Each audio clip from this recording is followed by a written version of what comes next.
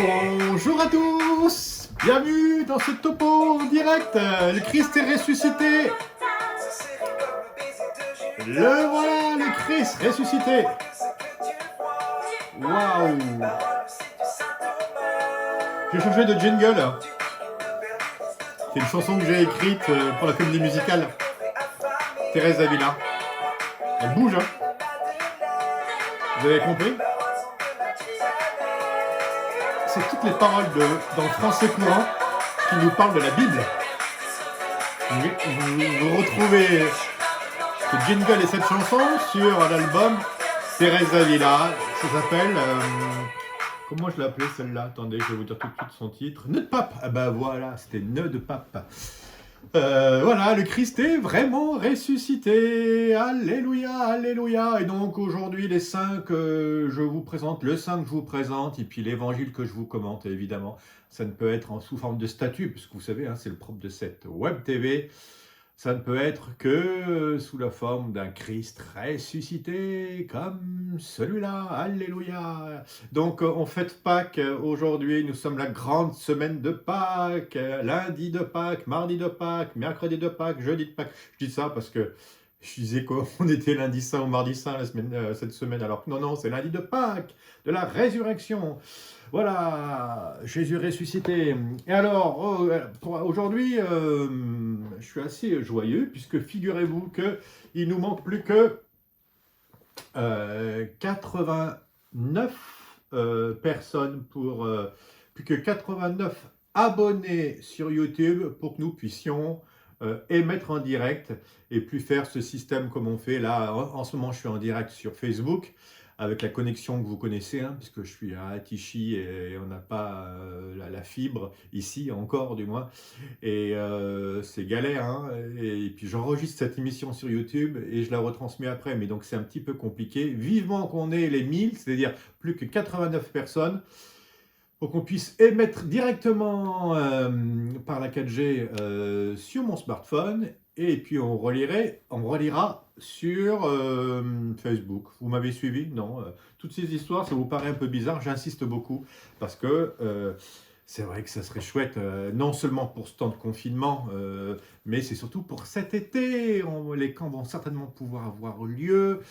En juillet comme en août, systématiquement, on pourrait vous proposer la messe, on pourrait vous proposer le topo, et puis aussi un direct pour vous parler chaque jour. Donc 3 émissions par jour de ce que nous faisons chez Révélateur. Donc ça serait ma plus grande joie.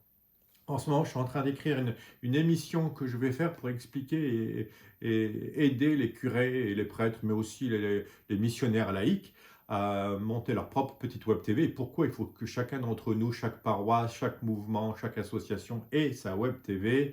Et je vous expliquerai comment, pourquoi, je vais vous écrire ça. Quand on va avoir les 1000 abonnés, c'est-à-dire maintenant dans peu de temps, c'est pour ça que je m'y prépare, on va vous présenter une émission spéciale sur le nombre, combien le Père Jean-Marie Luc a de figurines. Et j'ai commencé à les exposer parce que je me dis, si ça tombe dans 2-3 jours, ça descend pas mal là en ce moment, hein.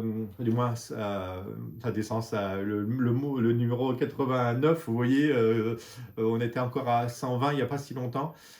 On va avoir les 1000 très, très vite, j'espère, hein, surtout si vous vous mobilisez.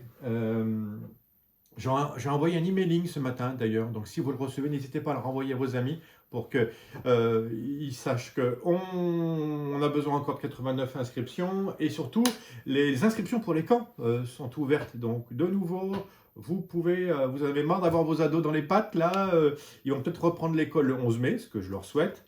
Mais cet été, ils ont fait 2 mois de confinement avec vous. C'est bon, hein, il faut me les envoyer faire de la comédie musicale à partir de 13 ans. Voilà, les filles qui sont en 4e, vous voyez. Voilà, les garçons, c'est 4e, 3e. Une fille très très motivée qui aurait terminé sa 5e, on peut l'apprendre. Il faut qu'elle soit très motivée. Et évidemment, collégien, lycéen.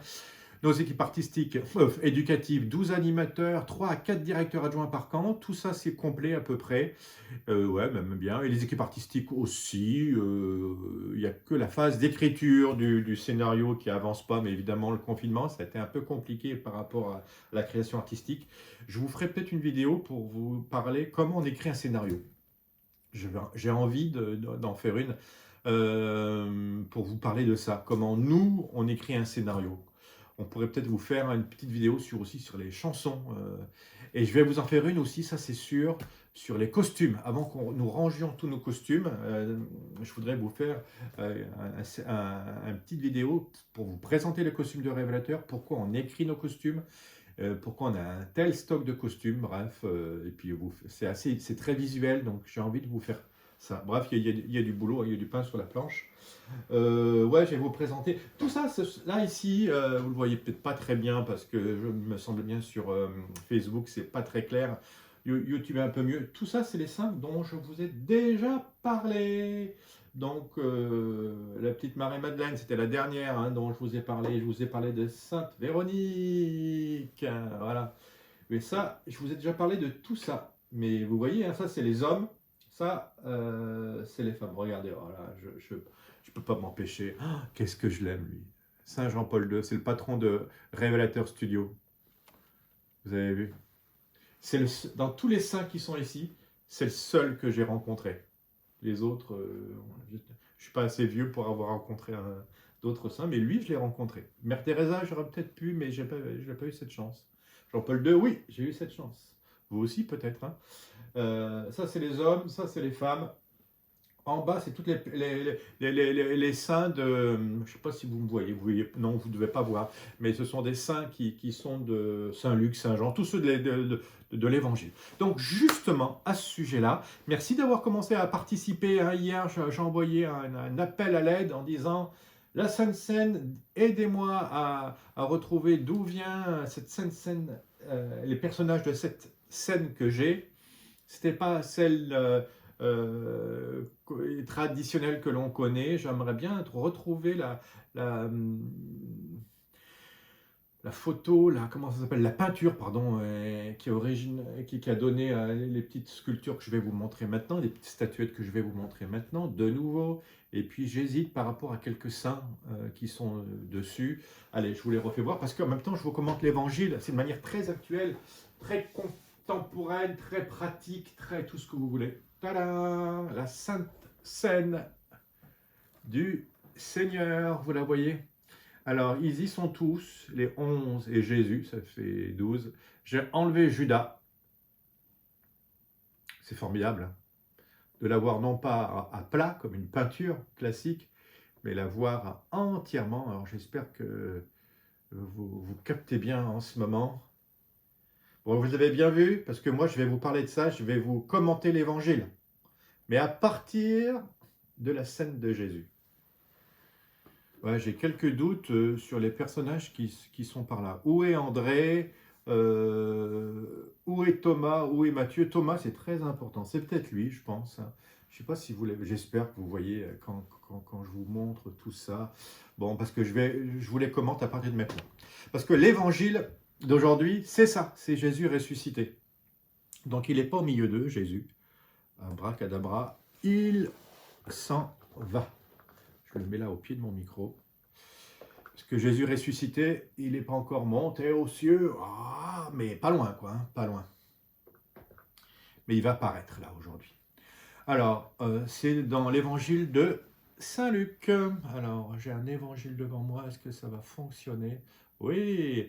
En ce temps-là, les disciples qui rentraient d'Emmaüs racontaient aux 11 apôtres, 11, 1, 2, 3, 4, 5, 6, 7, 8, 9, 10, 11, aux 11 apôtres et à leurs compagnons ce qui s'était passé sur la route. Les 11 apôtres, Barthélemy, Jacques le mineur, donc on n'a plus Judas, mais il y a André, Thomas, Matthieu, Jean, Pierre,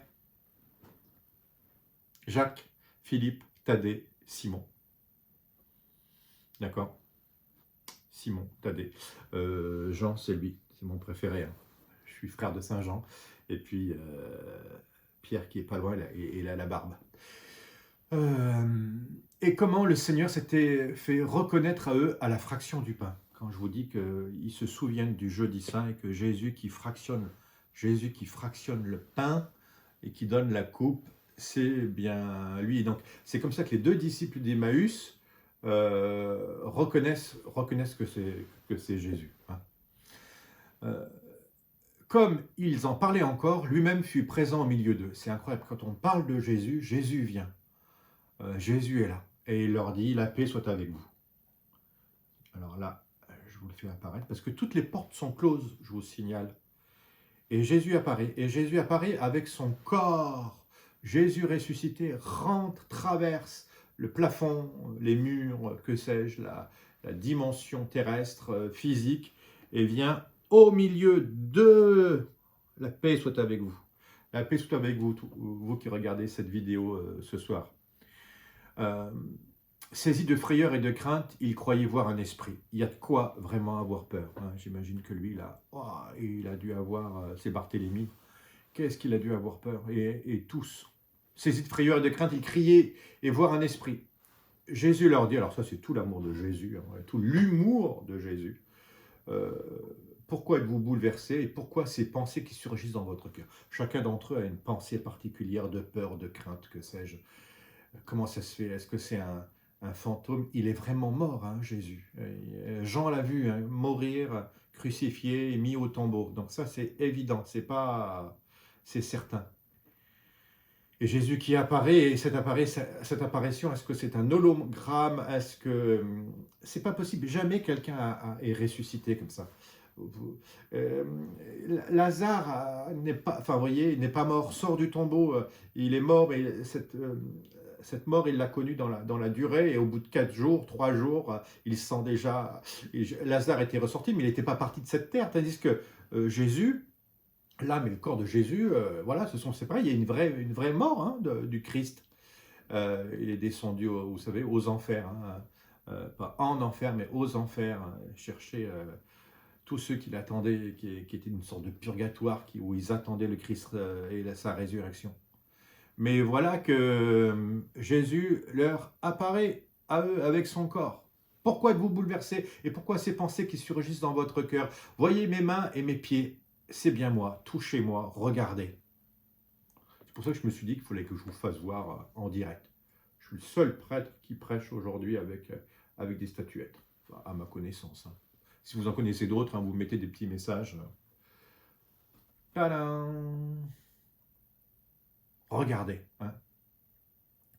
Pourquoi êtes-vous bouleversés? Pourquoi ces pensées qui surgissent dans votre cœur? Voyez mes mains et mes pieds, c'est bien moi, touchez-moi, regardez. Un esprit n'a pas de chair ni d'os, comme vous constatez que j'en ai. Après cette parole, donc pour prouver comme quoi c'est vrai ça, après cette parole, il leur montra ses mains et ses pieds. Et ça, c'est vraiment des pieds et des mains crucifiés, c'est vraiment Jésus, et pas quelqu'un d'autre qui a fait semblant, c'est vraiment lui, vraiment lui. Je le remets là, Jésus, qui fait voir ses pieds et ses mains. Après cette parole, il leur montra ses pieds et ses mains. Dans leur joie, ils n'osaient pas encore y croire et restaient saisis d'étonnement. Il y a de quoi être étonné, mes amis. C'est tellement fort, cette résurrection. Jésus leur dit, avez-vous ici quelque chose à manger? Mais vous vous rendez compte? Jésus vient manger un bout de poisson avec eux. Alors ça, on ne le raconte jamais, mais je vais même vous mettre ça, là. Le Christ ressuscité, mais le Christ présent. Et il va leur demander un morceau de poisson grillé, je vous assure. Il y a un morceau de poisson grillé, je vous fais ça pour que vous compreniez bien que... encore faut-il que vous voyez, hein, j'espère que vous voyez sur YouTube et Facebook, ma petite présentation là. Il y a un morceau de poisson grillé que Jésus a mangé, qui a été mangé par le corps glorieux du Christ et qui est parti dans la gloire de Dieu. Parce que ce corps, il subsiste où? Puisqu'il apparaît et il disparaît comme ça, il peut traverser les portes sans les ouvrir. Il est dans ce lieu glorieux qui s'appelle le paradis, on est d'accord. Une fois qu'il y aura l'ascension, il y montera définitivement pour bien faire comprendre qu'il n'y aura plus trop d'apparitions après. Mais c'est tout, hein. C'est ce lieu glorieux où chacun de nos corps... montrons nous aussi, parce que notre âme va ressusciter, hein, notre corps part au cimetière, mais notre corps et notre âme de nouveau vont ressusciter. Après cette parole, il leur montra ses mains et ses pieds, il leur dit, avez-vous quelque chose à manger? Ils lui présentèrent une part de poisson grillé qu'il prit et mangea devant eux. Ça c'est très fort. Puis il leur déclara, voici les paroles que je vous ai dites quand j'étais encore avec vous. Euh, voilà, Jésus ressuscité mange avec eux. Il y a un morceau de poisson grillé, ou tout un poisson d'ailleurs, qui part dans le ciel. Il a dû boire aussi avec, parce que ça donne soif de manger du poisson grillé. Et tout ça, c'est parti dans l'espace éternel. C'est assez incroyable de voir Jésus glorieux, présent. C'est-à-dire qu'il leur fait comprendre il a un véritable corps. Il ne fait pas semblant, quoi. Et que ce que nous sommes, c'est-à-dire qu'il faut prendre soin de notre corps. C'est pour ça que, attention, hein, ne sortez pas, attention aux maladies, ne faites pas, on peut pécher avec notre corps, vous savez, et c'est à travers notre corps que passent les sacrements, la communion par exemple, voilà, il faut être réellement présent pour pouvoir se confesser, on ne peut pas se confesser par téléphone, non, non. Bon, vous voyez toutes ces choses-là, c'est extrêmement, c'est une religion incarnée, parce que Dieu s'est incarné. Alors il leur ouvrit leur intelligence à la compréhension des Écritures. C'est à ce moment-là qu'ils comprennent tous les Écritures. Ils avaient entendu la parole de Dieu, mais ils n'y comprenaient rien, quoi. Vous avez du mal à retenir. C'est comme vous avec mon sermon, pas moyen de vous piger quoi que ce soit depuis tout ce temps. Et puis là, brusquement, un moment de... Et c'est quand est-ce que Jésus ouvre les intelligences à la compréhension des Écritures? Quand est-ce que Jésus fait ça? Est-ce que c'est au moment de la confirmation? Je pense que c'est très important, cette confirmation. Mais des fois, elle n'est pas en acte, elle n'est pas... Vous avez pu la télécharger, comme moi, certaines applications. Par exemple, moi, j'ai un iPhone et mon frère Jean-Frédéric me dit tout le temps, mais tu sais pas t'en servir, il me montre comment il faut faire, mais tu ne l'utilises pas à 20%, et c'est vrai, peut-être 10% je l'utilise. Et j'ai une super machine, mais je ne sais pas vraiment bien m'en servir, hein, et c'est dommage d'avoir un truc et qui ne sait pas bien, si peu se servir de ce qu'on a. C'est la même chose pour la confirmation. Vous, comme moi, on est confirmés, mais peut-être qu'on n'utilise pas assez toute l'amplitude de ce qu'on pourrait faire avec la confirmation. La confirmation, c'est l'Esprit Saint qui descend sur nous et qui nous ouvre notre intelligence à la compréhension des Écritures. Est-ce qu'on a suffisamment compris que Dieu était incarné, que c'était concret, et que ma vie maintenant devait s'impliquer? D'accord? Vous, votre vie de confiné, moi la mienne, et est-ce qu'on a compris tout ça? Il leur dit, ainsi est-il écrit que le Christ souffrirait, qu'il ressusciterait d'entre les morts le troisième jour, et que la conversion serait proclamée en son nom. La conversion. Pour le pardon des péchés à toutes les nations, en commençant par Jérusalem. Le Christ est venu nous apporter le pardon, c'est-à-dire la possibilité d'être purifié, pardonné dès cette terre par lui, par sa mort et sa crucifixion et sa résurrection, et que nous puissions à sa suite, lui il s'en va au ciel, et Jean aussi à la suite. Bref, chacun d'entre vous, d'accord? Il a ouvert une porte vers le paradis. Hein. Ainsi est-il écrit que le Christ souffrirait, qu'il ressusciterait d'entre les morts le troisième jour, et que la conversion serait proclamée en son nom, pour le pardon des péchés à toutes les nations, en commençant par Jérusalem. À vous d'en être les témoins. Et je peux vous assurer que ces 11-là, que je vous rapproche un petit peu maintenant, parce que vous êtes intéressé par cette bande de disciples-là, qui a envie d'être témoin. Quand vous êtes témoin, quand vous parlez de Jésus autour de vous, vous êtes de nouveau, quand vous mangez le poisson avec lui, ou mangez le pain eucharistique, vous êtes témoin du Christ ressuscité. Et c'est ça votre vocation. Depuis que le Christ est ressuscité, maintenant vous n'avez rien d'autre à faire que cela. Alléluia, alléluia, c'était le topo de ce jeudi. On se quitte en musique avec notre pape de nouveau. Je l'aime trop cette musique. Oh bah, ouais, elle est marrante, hein. À bientôt.